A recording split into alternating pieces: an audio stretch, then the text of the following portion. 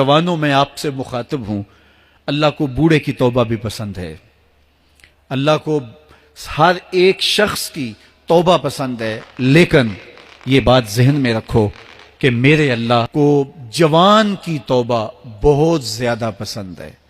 میرے اور آپ کے آقا مولا نے فرمایا انا حبیب اللہ، میں اللہ کا حبیب ہوں۔ کتنا بڑا اعزاز ہے جو میرے حضور کا ہے، لیکن ایک دوسرے مقام پہ ارشاد فرمایا الشاب التائب حبیب اللہ، سن لو جو جوان جوانی میں توبہ کرے وہ بھی اللہ کا حبیب ہے۔ کتنا بڑا اعزاز ہے۔ میں یہ دیکھتا ہوں کہ ہماری مجالس میں، بالخصوص آج کی اس مجلس کے اندر، مجھے جو لوگ دکھائی دے رہے ہیں وہ نوجوان ہیں۔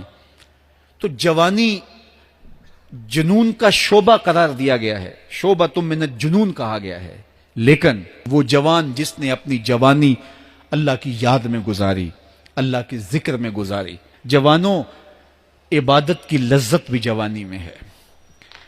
اگرچہ جوانی مستانی ہوتی ہے، ذرا اس مستانی جوانی کو تہجد کے مصلی پہ لا کے دیکھو، کیا مستی چڑھتی ہے سجدوں کے اندر، کیا لطف ہے قیام کے اندر، کیا سکون ہے رکوع کے اندر۔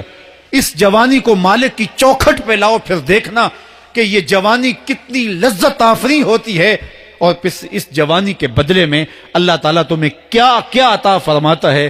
وَرَجُلٌ قَلْبُهُ مُعَلَّقٌ بِالْمَسَاجِدِ، وہ آدمی جس کا دل مسجد کے ساتھ وابستہ ہوتا ہے، اللہ کے گھر کی تعمیر، اللہ کے گھر کی تزئین، اللہ کے گھر کی صفائی ستھرائی، اللہ کے گھر کی آباد کاری، اللہ کے گھر کی حاضری، یہ اس کی زندگی کا مشغلہ ہے۔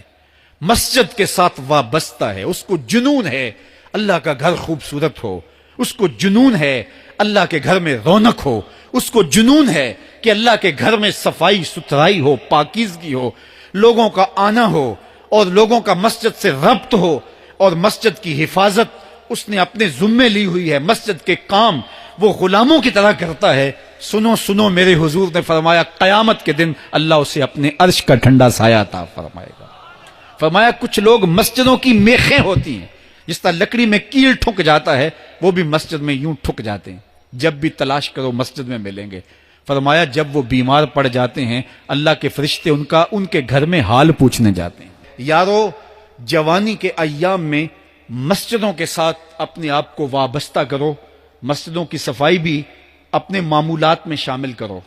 جس طرح آپ اپنے معمولات بتاتے ہیں کہ ویکینڈ پہ میں یہ کرتا ہوں، روزانہ کی میری جو ہے وہ ترتیب یہ ہے، مہینے کے بعد ایک مرتبہ یہ تفصیلی کام کرتا ہوں، اپنی زندگی میں مہینے بعد، 8 دن بعد، یا جب آپ کو فرصت ہو، مسجد کی صفائی کا اپنے اوپر ذمہ لو۔ کسی بھی مسجد میں چلے جاؤ، اس کو صاف کرو۔ جب تم اللہ کے گھر کو دھو گے، اللہ تمہارے دل کو دھو دے گا، تمہارے دل کو اللہ پاک کر دے گا۔